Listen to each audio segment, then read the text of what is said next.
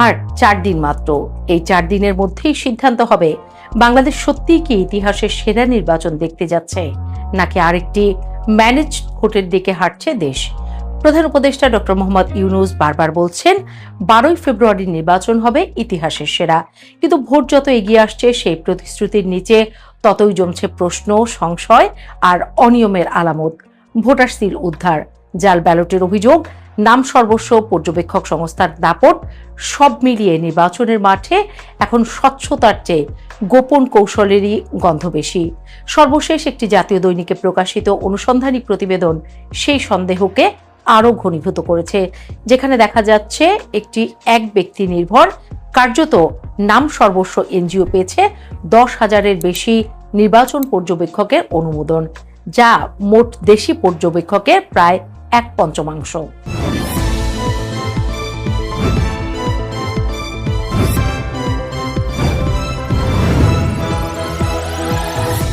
12ই ফেব্রুয়ারি নির্বাচন হবে বাংলাদেশের ইতিহাসের সেরা নির্বাচন, কথাটি নিঃসন্দেহে আশাব্যঞ্জক।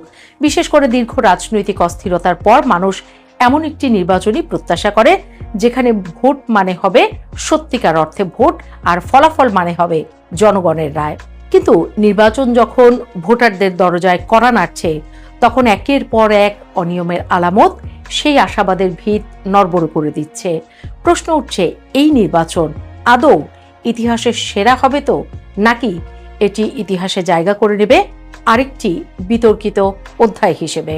নির্বাচনের স্বচ্ছতার অন্যতম বড় গ্যারান্টি হলো নির্বাচন পর্যবেক্ষক, কারণ তারা হলো সেই চোখ যারা দেখে ভোট ঠিকঠাক হচ্ছে কিনা, কারচুপি হচ্ছে কিনা, ক্ষমতার অপব্যবহার হচ্ছে কিনা। কিন্তু সেই চোখ যদি প্রশ্নবিদ্ধ হয়, গতকাল একটি জাতীয় দৈনিকে প্রকাশিত অনুসন্ধানী প্রতিবেদনে সেই প্রশ্নটাকে সামনে নিয়ে এসেছে। প্রতিবেদনের শিরোনাম, এক ব্যক্তি নির্ভর পাশা দিচ্ছে 10,000 নির্বাচন পর্যবেক্ষক।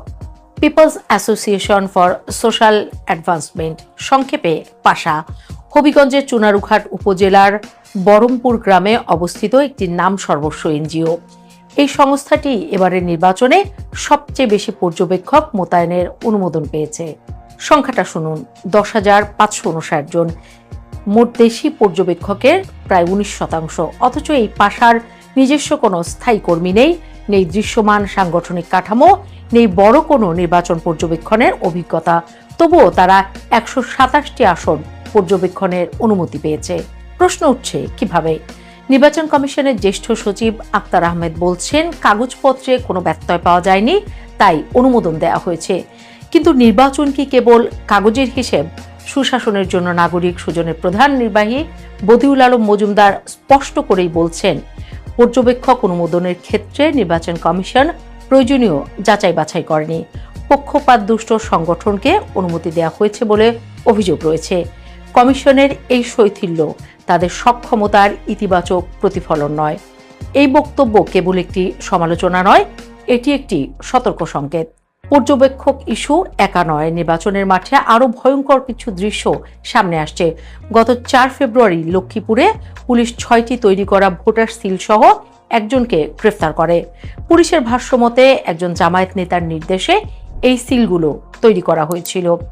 এর আগে মধ্যপ্রাচ্যে প্রবাসী এক জামায়াত নেতার বাসায় পোস্টাল ব্যালট পেপার পাওয়া গেছে, যা নির্বাচনী ইতিহাসে ভয়াবহ অনিয়মের উদাহরণ।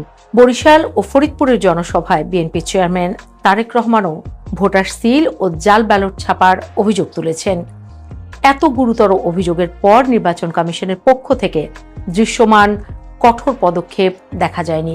কিছু ক্ষেত্রে মৌখিক আশ্বাস, কিছু ক্ষেত্রে নীরবতা, এই যেন পুরো চিত্র। এখানেই শেষ নয়। রাজধানীর সূত্রাপুরে জামায়াত ইসলামীর এক সদস্যের বাড়ি থেকে উদ্ধার হয়েছে 152টি ক্রিকেট খেলার স্ট্যাম্প। মিরপুরে পাওয়া গেছে কয়েকশো বাঁশের খণ্ড। এই জিনিসগুলো কি কাজে আসতে পারে তা ব্যাখ্যা করে বলার প্রয়োজন পড়ে না। এসব আলামত একসঙ্গে রাখলে একটি ভয়ঙ্কর আশঙ্কা তৈরি হয়। ভোটের দিন সংঘাত, ভয়ভীতি, কেন্দ্র দখল কিংবা ভোটারদের দূরে রাখার প্রস্তুতি কি তবে আগেই শুরু হয়ে গেছে? আরও একটি অভিযোগ সামাজিক যোগাযোগ মাধ্যমে ছড়িয়ে পড়েছে। জামায়াতের কর্মীরা বাড়ি বাড়ি গিয়ে ভোটারদের জাতীয় পরিচয়পত্র নম্বর ও বিকাশ নম্বর সংগ্রহ করছে। কেন? এই প্রশ্নের কোনো আনুষ্ঠানিক উত্তর নেই, কিন্তু বাংলাদেশের নির্বাচনী বাস্তবতায় এই তথ্য সংগ্রহের অর্থ মানুষ খুব ভালোভাবেই বোঝে। নির্বাচন কমিশনের নীরবতা এখানে গুজবকে আরও শক্তিশালী করে। নির্বাচন বিশেষজ্ঞদের মতে অন্তর্বর্তী সরকারের উপর একটি বিশেষ দলের, বিশেষ করে জামায়াত ইসলামীর ব্যাপক প্রভাব রয়েছে। দলটিকে ছায়া সরকার বলেও অভিহিত করা হচ্ছে। জামায়াতের আমির নিজেই সাংবাদিকদের সামনে বলেছেন, সরকারের উপর তাদের প্রভাব রয়েছে। অভিযোগ উঠছে প্রশাসন, গুরুত্বপূর্ণ মন্ত্রণালয়, আইন শৃঙ্খলা বাহিনী, ডিসি, এসপি, এমনকি শিক্ষা প্রতিষ্ঠান ও ধর্মীয় প্রতিষ্ঠানে দলটির অনুগতদের বসানো হয়েছে। এই বাস্তবতায় নির্বাচন নিরপেক্ষ হবে, এই আস্থা দুর্বল হয় স্বাভাবিক।